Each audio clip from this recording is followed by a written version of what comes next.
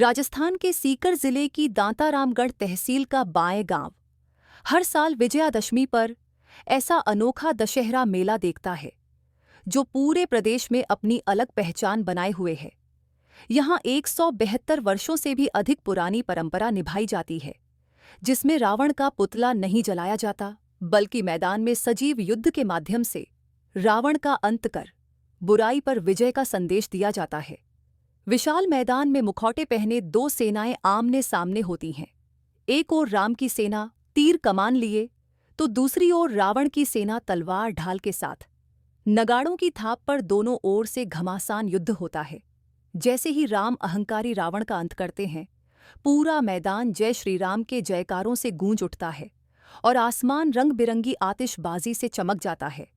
यहाँ का दशहरा दक्षिण भारतीय परंपरा पर आधारित है, जिसमें करीब 260 से अधिक स्थानीय कलाकार स्वयं खर्च कर वेशभूषा बनाते हैं और शेषावतार, विष्णु, सरस्वती, सिंहवाहिनी, संतोषी माँ जैसे देवी देवताओं के रूप धारण कर पूरी रात सांस्कृतिक प्रस्तुतियां देते हैं।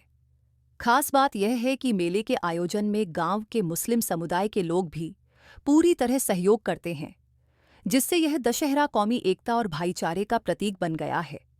लोकप्रियता में बाएं का दशहरा मेला कोटा के बाद प्रदेश में दूसरा स्थान रखता है। यहाँ न केवल आसपास के गांवों से बल्कि देश भर से हजारों प्रवासी भी शिरकत करने आते हैं। इस मेले की शुरुआत भी एक ऐतिहासिक घटना से जुड़ी है।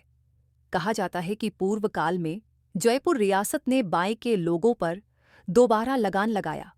ब्राह्मण बाहुल्य गांव ने इस कर का विरोध लक्ष्मीनाथ मंदिर से आंदोलन शुरू कर किया। ठाकुर की मध्यस्थता में जब खालसा लागू हुआ और गांव की जीत हुई, तो वह दिन विजयादशमी का था। तभी से यह पर्व यहाँ महोत्सव के रूप में मनाया जाता है। एक सहिष्णुता और सद्भावना का, सामाजिक समरसता का ये राष्ट्रीय प्रतीक के रूप में बाई ग्राम का ऐतिहासिक दशहरा मेला विजयदशमी महोत्सव की हम इस ग्राम बाई तहसील दांतारामगढ़ में 172वीं वर्षगांठ आज हम मना रहे हैं। जिस प्रकार से आज अनुपम अनोखा वातावरण अपन को दिख रहा है कि हजारों की संख्या में ये 2 दिवसीय कार्यक्रम के तहत अभी जैसे राम रावण का भी वध हुआ है और विजय जुलूस की तैयारियां हो रही है, बड़ा ही उल्लास और हर्ष का विषय है। बाई ग्राम का ये दशहरा जिसकी अनेक विशेषताएं समाहित हैं, इसके अंदर हमारे समस्त प्रवासी बंधु जितने भी अधिकारी कर्मचारी इस गांव से, देश से, विदेश से सब जितने भी यहाँ हमसे जुड़े हुए हैं ये जाते हैं। हमारे परंपरागत जो महापुरुष हैं जिन्होंने हमारे को व्यवस्था दी, उनको भी हम आज इस दिवस पे नमन करते हैं। इसके अलावा ये बाई का दशहरे की कुछ विशेषताएं हैं, जैसे समस्त कलाकार स्थानीय हैं, राम रावण की सेनाएं बनती हैं, युद्ध लड़ती हैं, मगर ये सारा चित्रण सजीव होता है। किसी प्रकार का यहाँ पुतला दहन नहीं किया जाता है। बटन दबाते जैसे पुतला दहन करके प्रदूषण फैलाते हैं, वैसा इस गांव में नहीं होता है।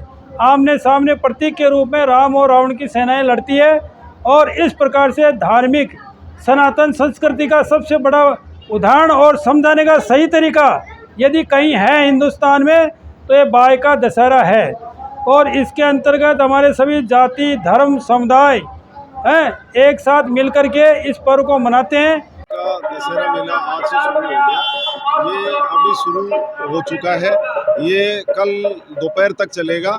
इसके अंदर करीब 110 पुलिस कर्मियों की ड्यूटी लगाई गई है। श्रीमान अतिरिक्त पुलिस अधीक्षक और सीओ साहब इसके अंदर मॉनिटरिंग करेंगे और लगातार राउंड लेते रहेंगे और हर पॉइंट को चिन्हित किया जाकर जाब्ता लगाया गया है। सुरक्षा के पूर्ण प्रबंधन किए गए हैं।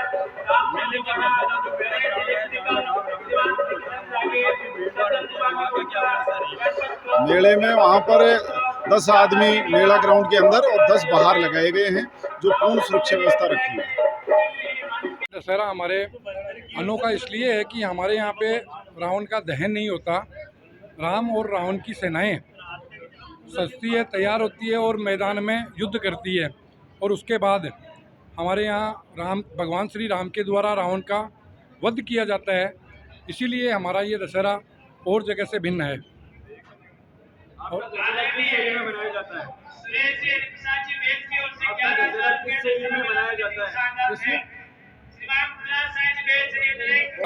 दशहरा दक्षिण भारतीय शैली में मनाया जाता है। हमारे पूर्वजों में जब से कुछ अपने व्यापार के लिए लोग बाहर गए और उन्होंने दक्षिण भारतीय शैली को यहाँ अपने ग्राम बाय में उस हिसाब से इन्होंने चेहरे और ये झांकियाँ तैयार करी और उसी 172 साल से दक्षिण भारतीय शैली से मनाया जा रहा है।